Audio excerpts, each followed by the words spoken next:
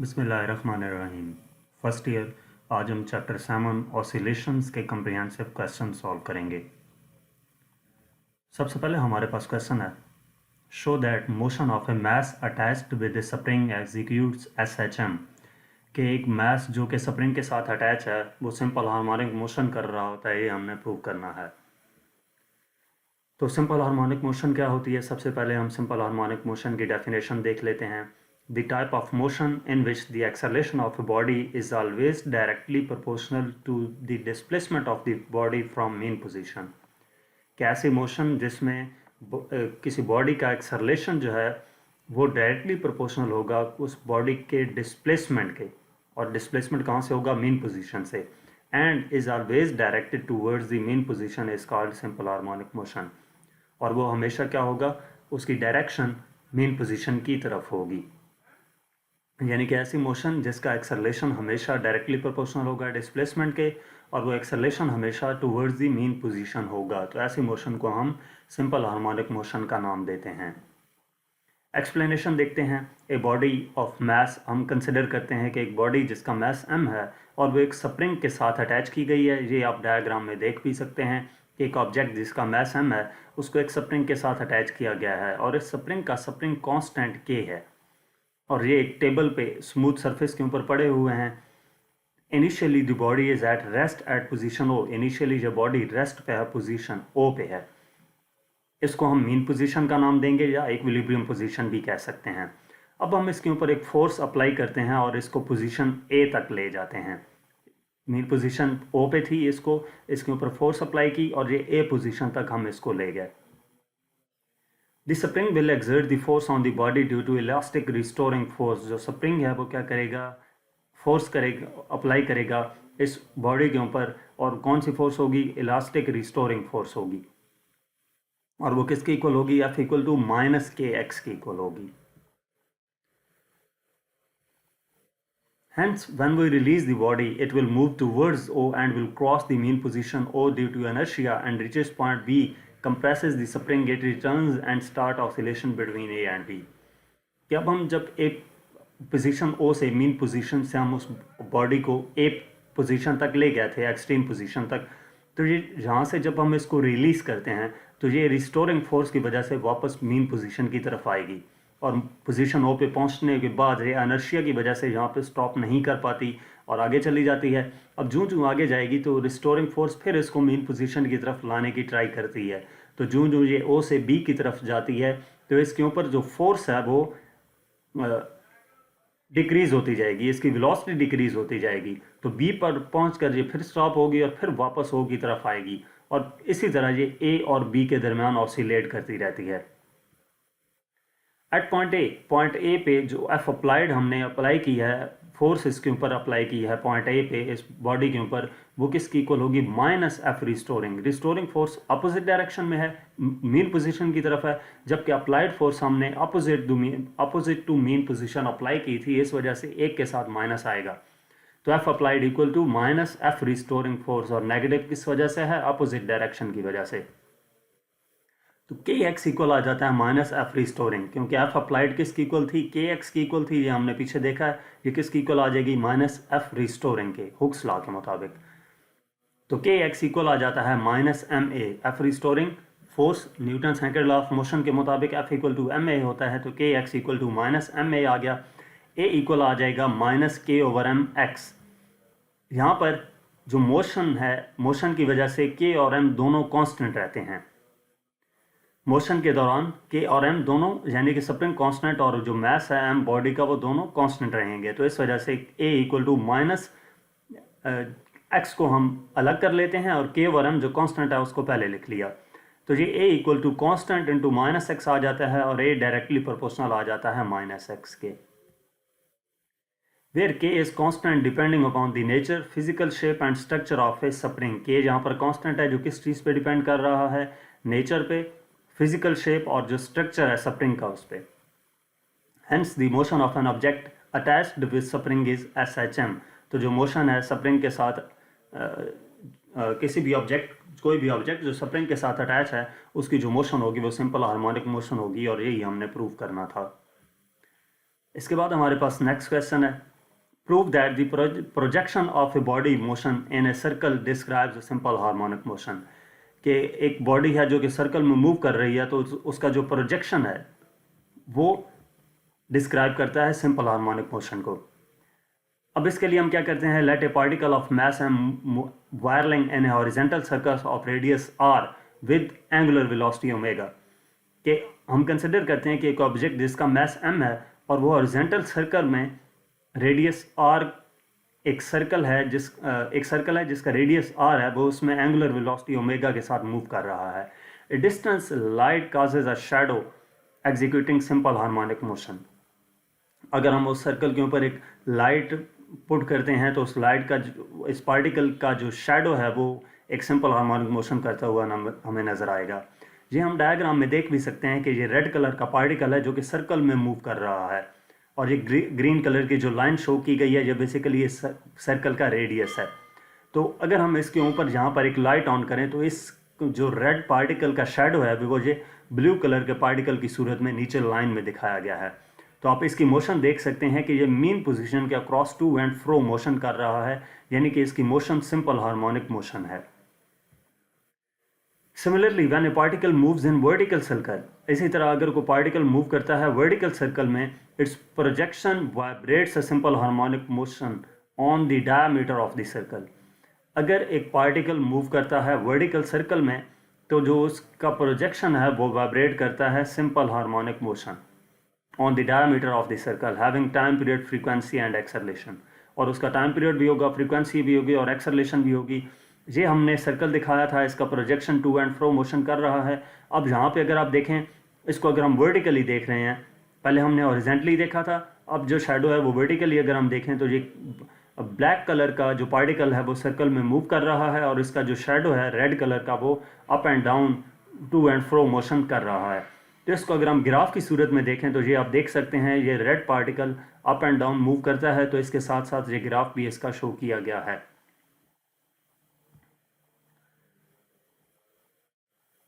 अब हम इसको प्रूव करते हैं. Let A B is the diameter and O is the centre of the circle. A B diameter है और ओ इसका सेंटर है सर्कल का. ये ए बी डायमीटर दिखाया गया और ओ सर्कल है. When the particle moves in the circle, जब पार्टिकल ये ब्लैक कलर का दिखाया गया है, ये पार्टिकल मूव करता है सर्कल में, its projection Q vibrates along the diameter of the circle about the mean position O. तो जो इसका प्रोजेक्शन है क्यू वो ए बी पे मूव करेगा, टू एंड फ्रो मोशन करेगा about mean position O. When the body is at point P, जब body point P पे होगी, its projection Q is at distance X from the mean position. तो इसका जो Q है, जो प्रोजेक्शन है पॉइंट क्यू पे होगा और वो ओ से एक्स डिस्टेंस पे होगा. If A C is the centripetal acceleration of the body, अगर ए सी हमारे पास सेंट्रीपिटल एक्सेलरेशन हो बॉडी का directing towards the mean position O, जो मीन पोजीशन ओ की तरफ डायरेक्ट हुआ हो, यानी कि उसकी डायरेक्शन मीन पोजीशन की तरफ हो, तो we have resolve the centripetal acceleration into its components along the diameter. तो उसके सेंट्रीपिटल एक्सेलरेशन को हम उसके कंपोनेंट्स में रिजॉल्व करते हैं. तो ए एक्स इक्वल आ गया है ए सी कॉस थीटा के, यानी कि जो इसका एक्स कंपोनेंट है वो ए सी कॉस थीटा के इक्वल आ जाएगा. ये हमारे पास अगर ट्राइंगल है पी क्यू, ये एक्स कंपोनेंट इसका है और ये वाई कंपोनेंट है, तो अगर हम इस पर कॉस थीटा अप्लाई करते हैं तो ये cos theta equal to A X over A C आएगा. तो वहाँ से A X equal to A C cos theta आ गया. A X equal to R omega square cos theta आ जाएगा. ए सी था, ए सी किसके इक्वल होता है वी स्क्वायर ओवर आर के, वी इक्वल आर ओमेगा, तो R square omega square over R आ गया. आर आर से एक स्क्वायर से कैंसिल, तो आर ओमेगा स्क्वायर रह जाता है. तो ए सी की जगह पर आर ओमेगा स्क्वायर आ गया. A X equal to R omega square cos theta आ गया. अब A X equal to R omega square हमने लिख दिया और कॉस थीटा किसकी इक्वल है वो हम ट्राइंगल पी ओ क्यू में देखते हैं या ओ क्यू पी में देखते हैं. ट्राइंगल ओ क्यू पी पे जब हम कॉस थीटा अप्लाई करते हैं तो ये एक्स ओवर आर की इक्वल होता है. कॉस थीटा इक्वल होगा एक्स, ये वाला हमारे पास ओ से क्यू तक डिस्टेंस क्या था एक्स था, और ये ओ से पी तक क्या है इसका रेडियस है आर, तो एक्स ओवर आर की इक्वल होगा, जहाँ से X equal to R cos theta आ जाता है. तो हम कॉस थीटा के ऊपर क्या लिखेंगे X over R. A X equal to omega square X आ जाएगा, आर आर से कैंसिल हो जाएगा. A X directed towards the mean position, so we take it sign negative. A X centripetal acceleration है, इस एक्स कंपोनेंट है और वो डायरेक्टेड टूवर्ड्स मीन पोजीशन होगा, तो इस वजह से उसको हम नेगेटिव लेंगे. तो ए एक्स इक्वल आ गया omega square into minus x. Omega square यहाँ पर कांस्टेंट है, एंगुलर वेलोसिटी है, तो ए एक्स इक्वल आ गया माइनस कांस्टेंट इंटू एक्स. और जब इक्वल का साइन खत्म करेंगे तो प्रोपोर्शनलिटी का साइन आएगा, A X proportional to minus X आ जाएगा. यही हमारे पास इक्वेशन है सिंपल हार्मोनिक मोशन की. तो ये प्रूव हो गया कि जो बॉडी सर्कल में मूव कर रही होती है उसका एक्सेलरेशन वो एक सिंपल हार्मोनिक मोशन कर रही होती है. क्वेश्चन नंबर 3 है, show that energy is conserved in case of SHM. हमने ये प्रूव करना है कि जो एनर्जी है वो कंजर्व रहती है सिंपल हार्मोनिक मोशन में. तो उसके लिए कंसिडर करते हैं कि एक मास m है और वो सस्पेंड किया गया एक स्ट्रॉन्ग सपोर्ट के साथ स्प्रिंग की मदद से, जिसका स्प्रिंग कांस्टेंट k है. हम सपोज करते हैं कि मास m है और वो पुल्ड करते हैं डिस्प्लेसमेंट x नॉट से एंड रिलीज्ड. ये हमारे पास मेन पोजीशन थी, इक्विलिब्रियम पोजीशन, और एक्सट्रीम पोजीशन तक जो उसका डिस्टेंस लाया वो x है. The mass will oscillate with amplitude x not. तो जो मास है वो ऑसिलेट करेगा एम्पलीट्यूड x नॉट के साथ. Let at certain instant of time the oscillating mass is at displacement x.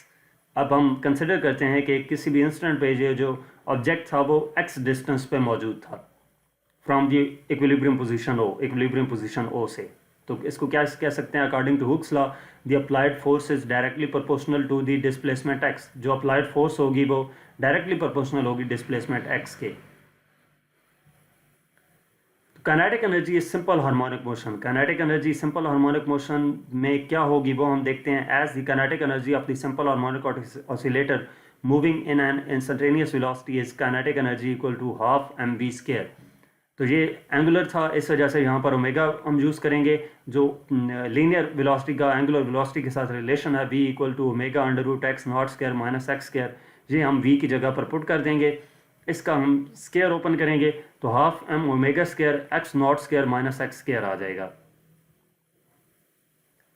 तो m omega square equal to k over m होता है. तो यहाँ से जो k की m ओमेगा स्क्वायर है वो k की इक्वल आ जाएगा. तो m ओमेगा स्क्वायर की जगह पर k लिख देंगे. Kinetic energy equal to half k into x not square minus x square आ जाता है. ये काइनेटिक एनर्जी आ जाती है सिंपल हार्मोनिक मोशन की. अब हम क्या करते हैं, मैक्सिमम काइनेटिक एनर्जी देखते हैं कि काइनेटिक एनर्जी मैक्सिमम कब होगी. Kinetic energy will be maximum at the mean position when x equal to 0. Kinetic energy maximum उस वक्त होगी जब वो ऑब्जेक्ट मीन पोजीशन पे होगा, यानी कि x 0 के इक्वल होगा. तो हम इस इक्वेशन में x की जगह पर 0 पुट कर देते हैं. Kinetic energy equal to 1/2 k into x not square minus 0 square. तो ये आ जाता है half k x not square के इक्वल, यानी कि मैक्सिमम काइनेटिक एनर्जी. इसके बाद मिनिमम काइनेटिक एनर्जी कब होगी. The kinetic energy will be minimum at the extreme position. Kinetic energy minimum extreme position पे होगी जहाँ पे x इक्वल होगा x नॉट के, यानी कि मैक्सिमम डिस्टेंस है मीन पोजीशन से. तो x equal to x naught. तो हम इस इक्वेशन में x की जगह पे x नॉट पुट कर देंगे तो ये दोनों आपस में कैंसिल हो जाएंगे. x नॉट 0 आ जाएगा, 0 होके तो ये सारी वैल्यू 0 हो जाएगी, यहाँ पे काइनेटिक एनर्जी 0 हो जाती है. इसके बाद हम पोटेंशियल एनर्जी देखते हैं, यानी कि यहाँ से एक बात बताता चलूँ कि maximum kinetic energy mean position पे मैक्सिमम काइनेटिक एनर्जी थी और एक्सट्रीम पोजीशन पे मिनिमम काइनेटिक एनर्जी यानी कि 0 थी. अब हम पोटेंशियल एनर्जी देखते हैं. Potential energy in simple harmonic motion. To study the elastic potential energy in simple harmonic motion consider the restoring force on simple harmonic oscillator at displacement x is Fr equal to minus k x. Fr क्या है, restoring force है और वो किसकी equal होगी, minus k x की equal होगी. Fr equal हो जाएगी minus m omega square x. Omega square equal to k over m होता है, तो जहाँ से m omega square equal to k आ जाएगा तो k की जगह पर m ओमेगा स्क्वायर एक्स लिख दिया. Force is applied. जब हम फोर्स अप्लाई करते हैं तो F इक्वल टू Fr आ जाता है, यानी कि वो जो फोर्स है वो अप्लाई कर रहे हैं वो रिस्टोरिंग फोर्स की इक्वल होगी और वो किसकी इक्वल होगी, minus into minus m omega square x के. तो F इक्वल आ जाएगा m ओमेगा स्क्वायर x। यहाँ पे दो माइनस किस वजह से है, एक इस रिस्टोरिंग फोर्स का वजह से है और दूसरा जो है वो हम फोर्स अप्लाई कर रहे हैं। जब अप्लाई करेंगे तो उसकी डायरेक्शन रिस्टोरिंग फोर्स के ऑपोजिट होगी, इस वजह से ये माइनस आया, ये दोनों माइनस एक दूसरे को कैंसिल कर देते हैं। तो F इक्वल आ गया m ओमेगा स्क्वायर x के। व्हेन x इक्वल टू 0, जब x 0 होगा तो इसमें अगर हम x की जगह पर 0 पुट करते हैं तो इनिशियल फोर्स 0 हो जाएगी, और जब x equal to x naught होगा तो हम इसकी जगह पर x नॉट पुट करते हैं इस जगह पर, तो ये हमारे पास इक्वल आ जाता है f equal to m omega square x nought हो जाएगा जी। So the average force F average acting on the mass during displacement x is F average Fi plus F over 2 0 plus kx। k की जगह पर m omega square x put कर दिया, या यूँ हम समझ लें कि Fi और F ये दोनों वैल्यूज़ हमने यहाँ पर पुट की तो half m omega square x आ जाता है।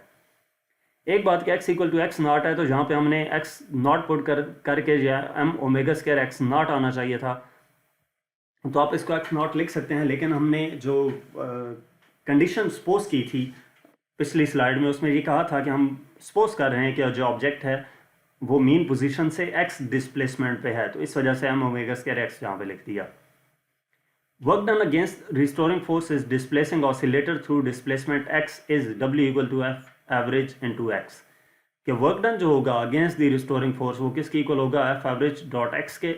वैसे w इक्वल टू Fs होता है या Fd होता है, तो F फोर्स है वो F एवरेज है और जो डिस्प्लेसमेंट है वो x है मीन पोजीशन से डिस्टेंस जो है।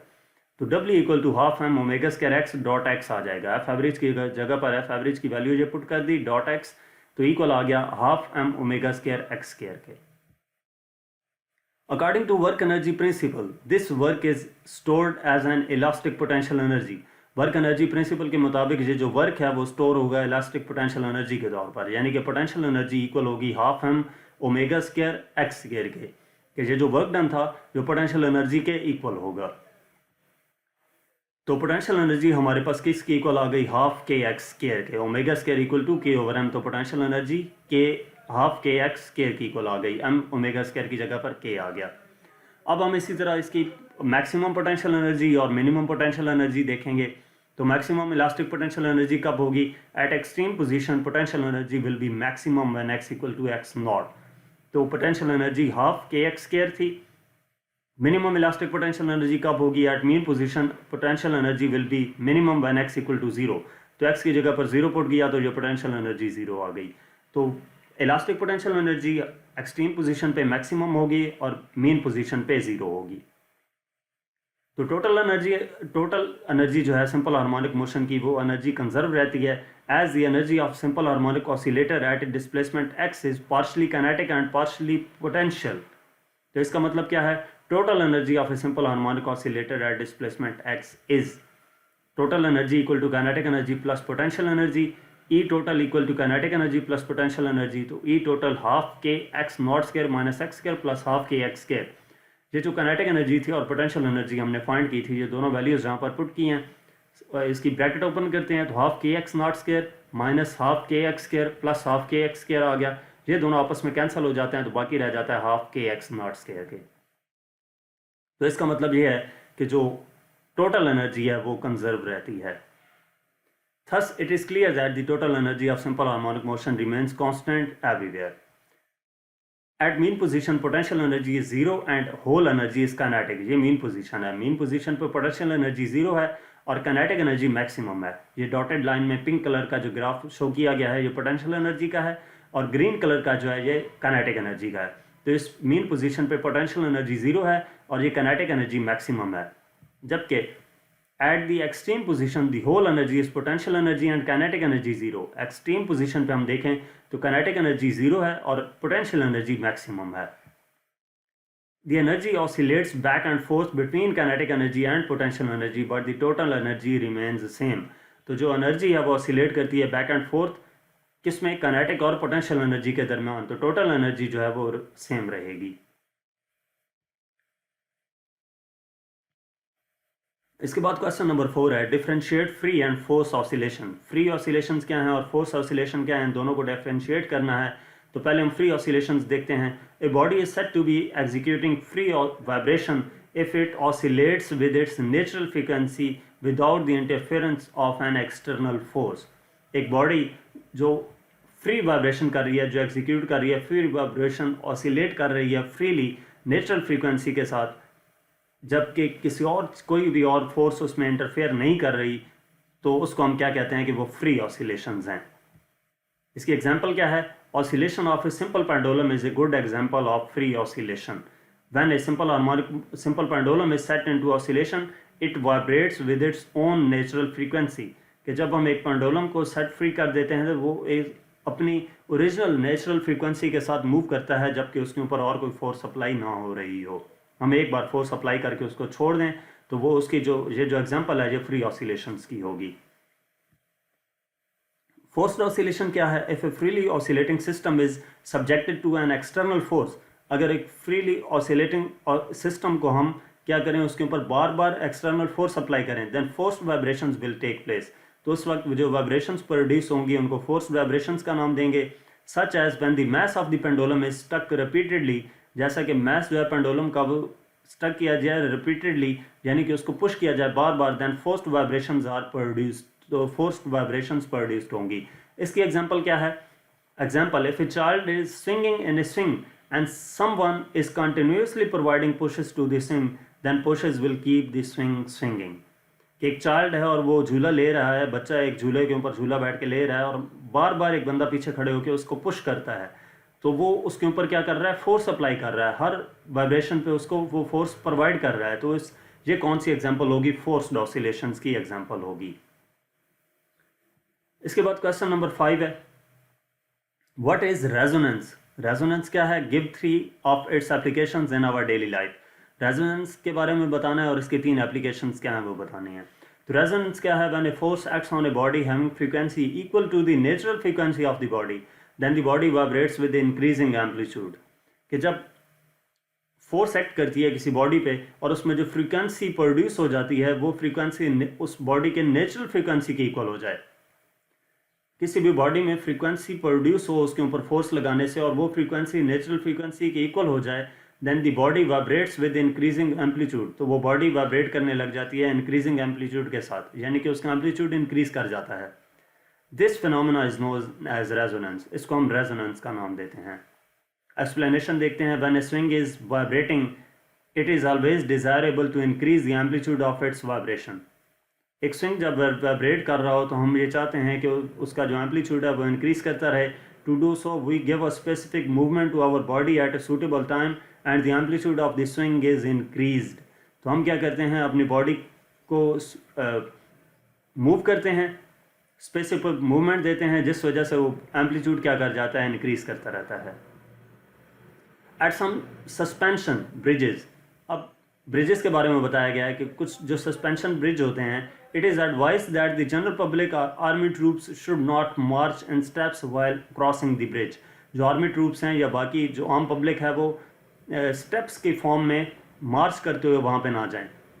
मार्च करते हुए स्टेप्स, प्रॉपर स्टेप्स के साथ ना चलें. रीज़न क्या है? The reason is that bridge receives periodic impulses bye regular steps. जो ब्रिज है वो रिसीव करता है पीरियोडिक इम्पल्सेस रेगुलर स्टेप्स के साथ. And if the time period of the pulses happens to be equal to the natural time period, और अगर जो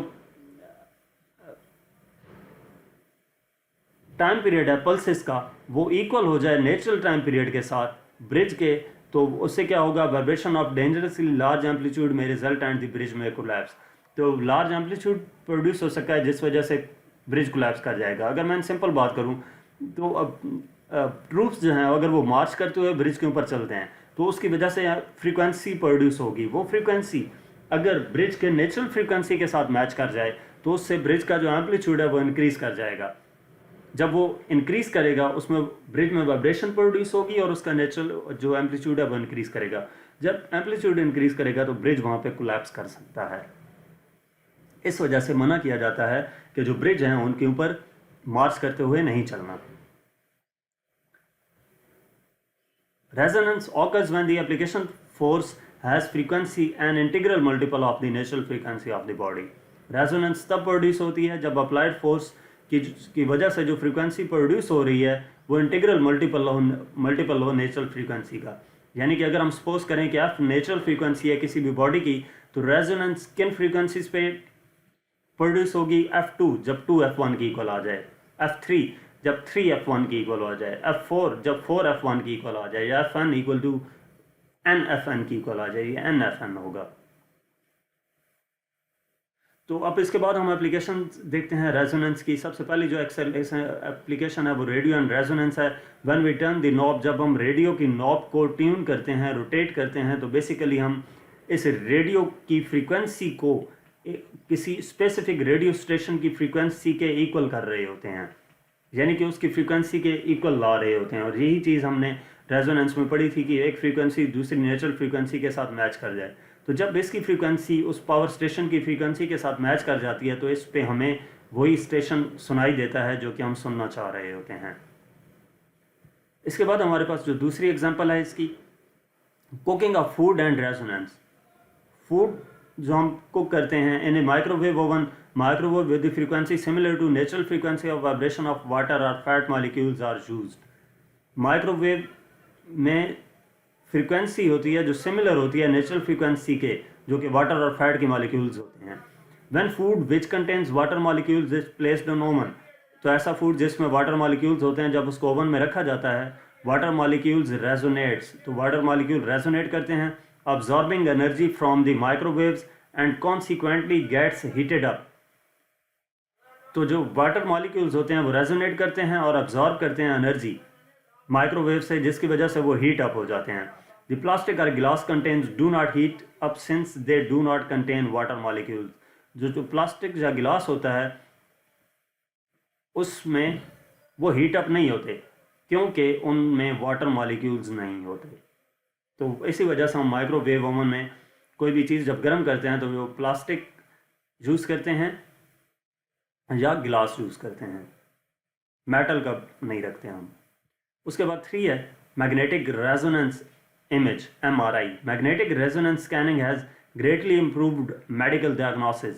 strong radio frequency radiations are used to cause nuclei of atoms to oscillate. जो nuclei होते हैं atoms के वो oscillate करते हैं स्ट्रॉन्ग रेडिएशंस की मदद से। इसकी वजह से क्या होता है, when resonance occurs energy is absorbed by the molecules. जब रेजोनेंस प्रोड्यूस होती है तो एनर्जी अब्सॉर्ब करते हैं वो molecules. The pattern of energy absorption can be used to produce a computer enhanced photograph. तो जो पैटर्न होता है जो कि एनर्जी अब्सॉर्ब कर रहे होते हैं वो मॉलिक्यूल्स, उस पैटर्न को हम प्रोड्यूस कर सकते हैं कंप्यूटर पे फोटोग्राफ की सूरत में, जिसको हम एक्सरे का नाम भी देते हैं। ये डायग्राम में दिखाया भी गया है।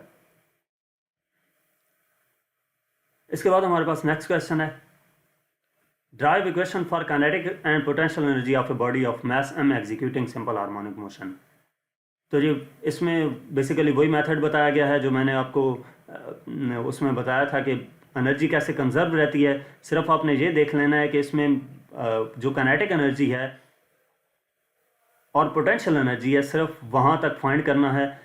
मिनिमम और मैक्सिमम काइनेटिक एनर्जी या मिनिमम और मैक्सिमम पोटेंशियल एनर्जी फाइंड करने की ज़रूरत नहीं है।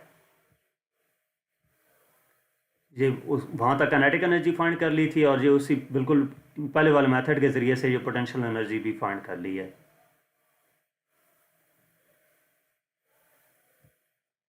इसके बाद हमारे पास नेक्स्ट क्वेश्चन है, explain what is mean by damped oscillations. Damped oscillation से क्या मुराद है, हमने ये बताना है। तो damped oscillations where amplitude becomes smaller and smaller with time are known as damped oscillations. ऐसी ऑसिलेशंस जिनका एम्पलीट्यूड कम से स्मॉल होता जा रहा होता है, कम से कम होता जा रहा होता है, उसको डैम्प्ड ऑसिलेशंस का नाम देते हैं। Oscillations vibrations are damped when they are changed by some action.